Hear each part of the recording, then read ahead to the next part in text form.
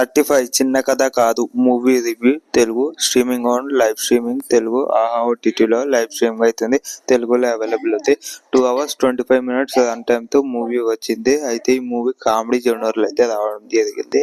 ఇక Gautami and Priyadarshi, Nivetha Thomas, Vishwadev వీళ్ళే main lead role actors అయితే ఇక మూవీ స్టోరీ లైన్ విషయానికి వస్తే గనక ఈ మూవీ స్టోరీలో ఏంటంటే ఇప్పుడు చిన్న పిల్లలు అయితే ఇద్దరు ఉంటారు. అదే హీరో హీరోయిన్ కి తల్లిదండ్రులు, వాళ్ళిద్దరికి ఇద్దరు కొడుకులు ఉంటారు.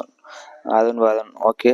ఇక్కడ వీళ్ళిద్దరు క్యారెక్టర్స్ కి నేమ్ కూడా మంచిగా సెలెక్ట్ అయితే చేయడం జరిగింది. ఇక మూవీ విషయానికి వస్తే కనుక ఈ స్టోరీలో అయితే ఏం లేదు, ఇద్దరు చిన్నపిల్లలు అయితే స్కూల్కి వెళ్తూ ఉంటారు. అది కూడా ప్రైవేట్ స్కూల్ అని చెప్పుకోవచ్చు. ఆ ప్రైవేట్ స్కూల్లో అంటే ఇప్పుడు ప్రతిరోజు వెళ్తారు, కానీ అక్కడ మన ఒక వరుణ్కి అయితే మ్యాథ్స్ లో ప్రాబ్లం అనేది ఉంటుంది. ఏంటంటే ఒక 20 మార్క్స్ కూడా తెచ్చుకోవడానికి చాలా కష్టపడతాడు అనమాట. అంటే 35 మార్క్స్ రావడానికి కష్టం. అంటే మన ప్రియదర్శి సార్ అయితే ఏకంగా 100 out of 100 తెచ్చుకోమంటాడు, లేదా 90 80 తెచ్చుకోమంటాడు.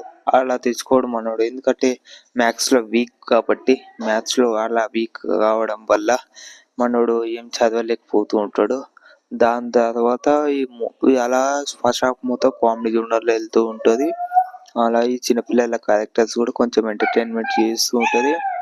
ఇక సెకండ్ హాఫ్ కూడా కొంచెం ఎమోషనల్ జరుగుతూ ఉంటుంది.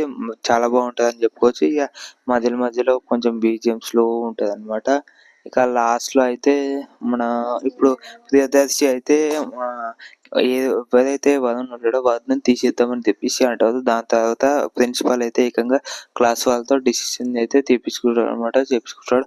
దాని తర్వాత అప్పుడు ఆ క్లాస్ లో ఫ్రెండ్స్ వల్ల వీడు మళ్ళీ ఆ క్లాస్ లోనే ఉంటాడు. క్లాస్ లో ఫ్రెండ్స్ వల్ల హెల్ప్ అయితే తీసుకుంటాడు. అంటే ఫస్ట్ హాఫ్ మొత్తం క్లాస్ లో ఫ్రెండ్స్ ఎవరు సపోర్ట్ చేయరు, హెల్ప్ కూడా చేయరు అనమాట. లాస్ట్ బ్యాక్ బెంచ్ ఏదో ఉంటారు అలా.